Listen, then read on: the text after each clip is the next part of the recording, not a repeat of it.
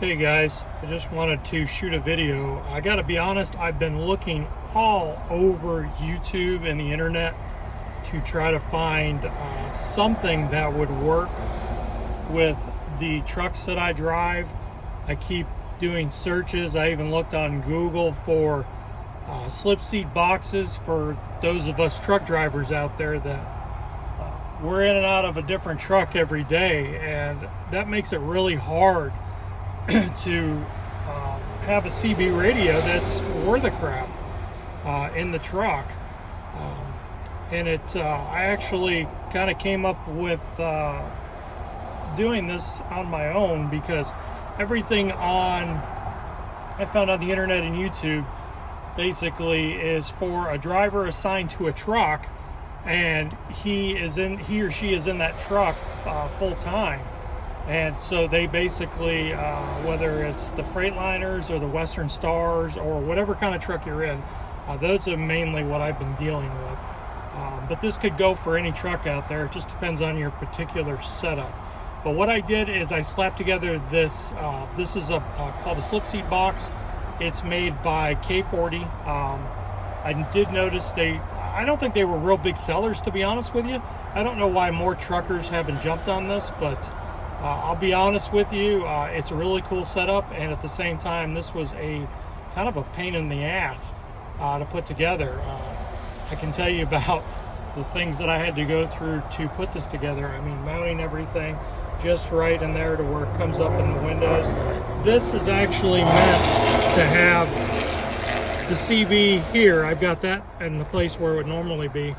But this spot here where I put a digital MFJ meter, that is actually kind of, I mean, you could put whatever you want in there, obviously I did, but it's geared more, because of the speakers on top, it's geared more towards drivers that are basically radioless, stereoless, don't have any music to listen to. Well, I have yet, out of the hundreds and hundreds of trucks that I drive annually, have yet to come across one that doesn't have a working radio. I don't know, maybe some of you have had that problem, but the radio's always working, at least satisfactory for me. So my biggest problem has always been having a CB that's worth a damn. I mean, the things are in there, the microphones are broken. These guys, they don't maintain their radios. The antennas are broken, microphones are banged up, and this little box here, I can have a really good meter, digital meter. I really like that meter. And the biggest challenge that I've had is getting the antenna to ground and get a proper SWR on this truck. So I tried doing vice grip mounts. I tried doing temporary mounts on the back bars of the sleepers and the day cabs, and they just won't ground. I can't get a good SWR out of them at all.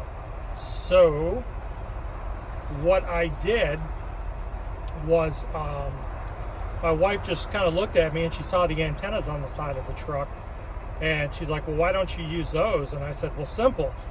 The factory antennas are garbage. They always have been. They usually don't ground right. You get a bad SWR, you'll blow the final out of your radio. It's just kind of a dice roll. But I had to try it. I had to try it just to see what would happen. And lo and behold, it worked. I mean, these new trucks, they've got so much plastic garbage on them. You can't get a good ground out of them. I ran a heavy gauge on my Western Star. I ran a heavy gauge ground cable to it. I mean, that sucker was thick. I mean, a double aught ground strap on another one I tried, and it helps, but it doesn't get it where it needs to be. And that sucks, because you can't hear, you can't talk, you risk damaging your radio. So what I did was I slapped this setup together. I'll show you this first. And this is the inside of it. See, I got it secured in here with my seatbelt strap so it doesn't become a flying projectile, but I mounted them in there. It takes some time. I will be lying if I told you. I had to wire all these speakers together because I have talkback on my radio, and I'm telling you, it's not overdoing it. They all three of them, I hear nothing but CB, static, and drivers talking, and it's got a spot there for a fan. I may do that. not sure, I haven't decided. I've got fans laying around. They just bolt right up there if you got the right size. You got one bracket there in the middle. I mounted the digital meter to the top of it, and basically put it in there the way I wanted it. I want all CB. I don't need a stereo. So what I did, I don't know if you guys can see this or not, but the back of this thing, it's got all the ports on the outside of the case. So it's actually got a power CB plug on there. It's got the twist knobs if you need more than 15 amps. The coax goes in right there. You just screw it on. You don't have to keep opening the box. And you just, when you don't want to get inside of it, you just put these two straps, lock them down. And when you're done with the radio, you unplug that stuff on the back side. Let me show you how cool this thing is. My mic's a little snug in there. I wire them, I like them tight. Okay. Now when you're done, at the end of the day, this door, you can either leave it on or you can take it off. So there's some options here. You just put it there in the hinges. Falls right in there. Close the door. Secure the latch. Boom. You can grab this thing by the handle on the front and tote it around like an oversized briefcase. It's pretty cool, and in reverse. Just open it up, take the door right off the hinges. I just throw it in the cab of my truck and plug my mic back in, obviously. Sorry, I'm trying to hold the cell phone and do this at the same time. Now, what I did next for the problem that we have with the antennas, I'm using the stock ones, and I actually got a 6-foot piece of coax, put a barrel connector, and this part of it is actually the wire coax. For those of you who don't, I'm trying to make this as easy as possible to understand. It's not as complicated as I'm making it. But put a barrel connector, and this actually is the factory antenna. Now, I know people are saying, oh, those things suck. They do suck. But I'm telling you right now, I have struggled and struggled, short of putting those perches underneath the mirrors on the Freightliners. I can't do that to every single truck I get in and out of. So basically, I'll show you guys. Got a barrel connector. That is the factory plug right there. Pretty much every driver has one of these things in his truck because he is not using his CB. Now, before you guys go out there, and I know a lot of people are like, well, I'm not going to use those, they're junk. Well, it is a, let's take a look at my reading here at SWR. See, nothing right now because I'm not keying up. Watch when I key up the radio. 1.0 to 1 on channel 19, which is right where I want to be. It stays pretty low. That's anything under 1.5 to 1 is considered satisfactory. Now, if any of you guys, this is a little bit of a project to set up. Once you get it done, it's not so bad. It sits there. It's got a foot on the bottom of it that you can swing out of the way. It kind of sat low, and I couldn't see the meter initially, so this kind of swings down there. You can swing it whatever direction you want. And boom, it actually faces up towards you. You just look over your right shoulder, look to your right, I guess, and boom, you can see what your radio's putting out, what your match is. I'll be the first to admit this is probably going to be a coin toss. I've had trucks, right off the assembly line, side by side, and one will be perfect, the other one will be a dead short.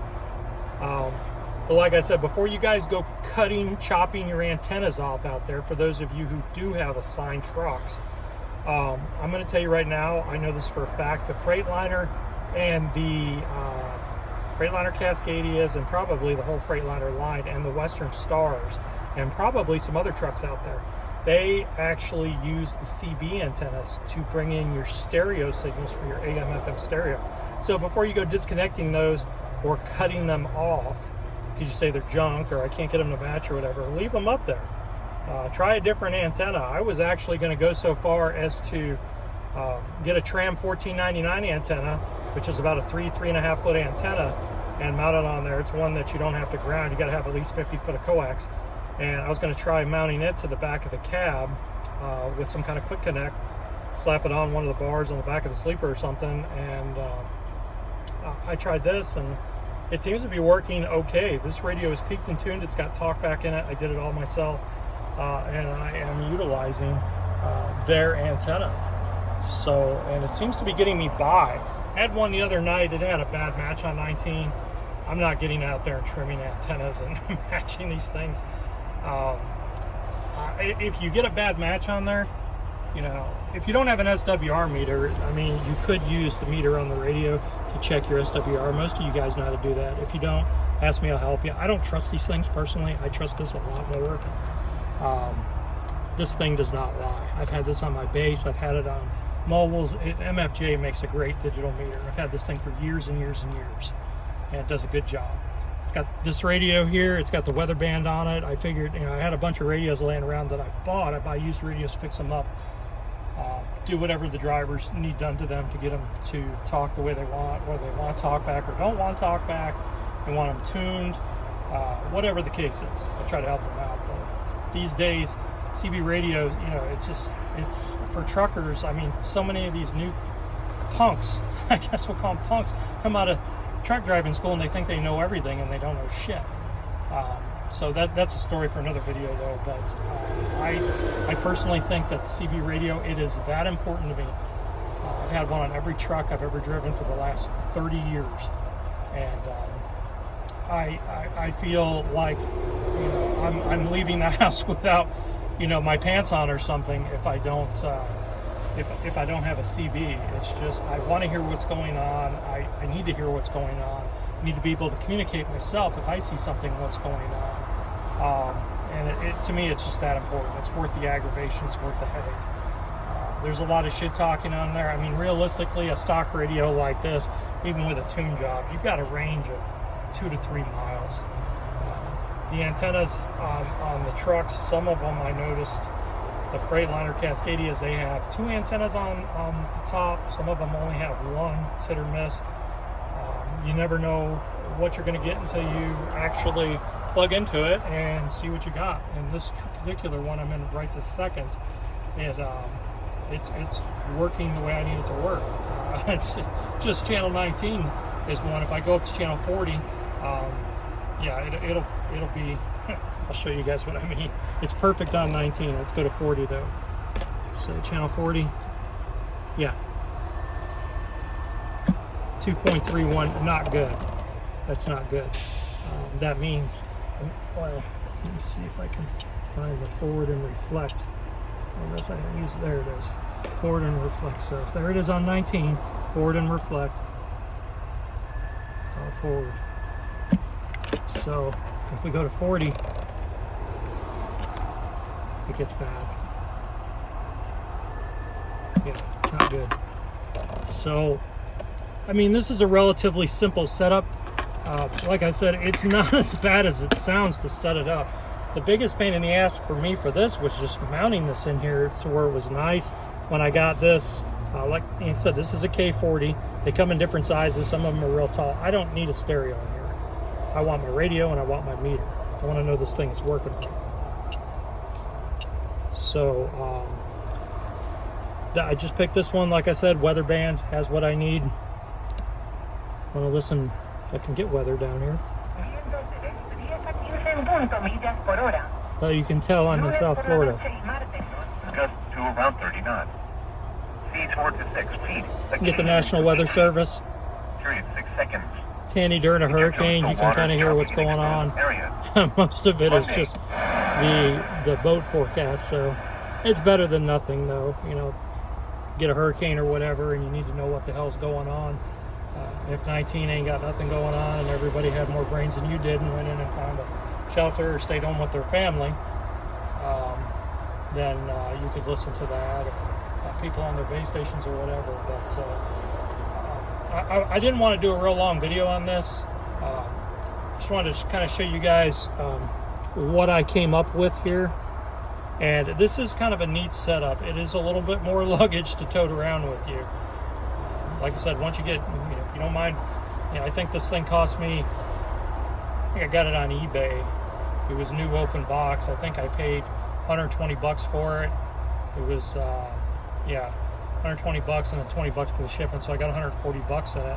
And this stuff here, this molding around the edges was kind of loose. I didn't like the way it looked, just cosmetic shit. So I took a bunch of crazy glue, put it in the slit, put it on there. It doesn't come off anymore. Mounted everything in here. Pretty handy thing. It's simple. You can take it, you know, we all know truck drivers. I mean, we go from one company to the next, you know, it's nice. You get your radio all set up in your truck, get it grounded, you even have a CB shop do it, you spend that money on it, waste the time on it, and the aggravation, and then they're like, we're going to put you in another truck or your truck's broke down. That sucks. I hate moving my shit from one truck to another, and especially the CB equipment, especially if I've got a big radio set up. Now this, like I said, there's no linear on this one. This particular one is just stock radio, as you can see. If I wanted to do that, I could do that. I've got some big boxes sitting at the house. I primarily use them on 10 meters, but you know how it is. So, yeah, it's a handy thing to have. It keeps me awake at nighttime. I want to show you guys a couple other things real quick. Just recommendations here, since I've kind of beaten on the slip seat box here. I suggest you guys get one. I don't know if K40's selling these things new or not. I know there's dealers out there. I did look on Google. So this is really handy, though. You don't have to set it up. You can set this thing up any way you want. You put the CB in there, and you put a stereo up there if you want. Or if there's something else that you want in there, it's you can customize it however you like. I mean, it's got room for two, two accessories in here. So I you know, maybe you want to put something else in there. I don't know. There's probably a lot of things we could think of to stick in there. So, what I will tell you guys is, while I'm thinking about it, I put a noise cancel mic on this. This is a new Road King 56. I swear by the noise cancel mics. I'll tell you a quick story. The noise cancel mic, I got a radio. I won't name the CB shop, but I got a radio, and I got the MOSFET final put in this thing. I didn't do it myself. If you've ever seen the tune-up kits for the MOSFETs that go into these Cobra 29s, it's more than just changing the final. It's got a couple of diodes in there. It's got several resistors. I spent a bunch of money. Had the shop put it in there because I just wasn't up to doing it. And everywhere I went, I put a noise cancel mic on it, even with no foot warmer, just a stock radio. They said I was too loud. They couldn't understand me. I was too loud everywhere I went. Too loud, too loud. I tried to turn the mic gain down, it's still too loud. They can't understand what the hell you're saying, so it's just an overmodulated piece of junk. So I would not recommend getting those MOSFET final kits put in your radio. You're going to waste the money, and honestly, these radios, I mean, you can get these things off of eBay if you're on a budget, you're on a tight budget. I think these things here, this one maybe costs 50, 60 bucks. You can get them all day long, some with free shipping, used or otherwise. It's kind of a dice roll. Hopefully they haven't cannibalized it too much. Usually what I look for is holes drilled in the case on the radios, things of that nature, things that aren't stock. Usually the ones that are stock haven't been molested. They don't have scratches. Try to make sure the face is in nice condition on there. This is the light up face. I can tell you guys right now, this Cobra and any other one like it with the night watch on it, when these go out, when they do quit working, and they will quit working one day, they are not worth fixing. I fixed a couple of them and they're more aggravated. It's easier and cheaper just to get another radio or buy a new one. Get it for $100 at the truck stop. Yeah. Any questions about the CB stuff? I'm just trying to help you guys out. The CB seems to be, to me, it's paramount. It's critical that, I have a CB radio, even with the limited range that CB has, 2 to 3 miles with a stock radio. I would strongly recommend people have it. They have saved my ass more than once, and I've helped people, save their asses before. So very important. A couple other items I have for electronics. Obviously, most truck drivers keep Blue Parrots. It's kind of a no-brainer.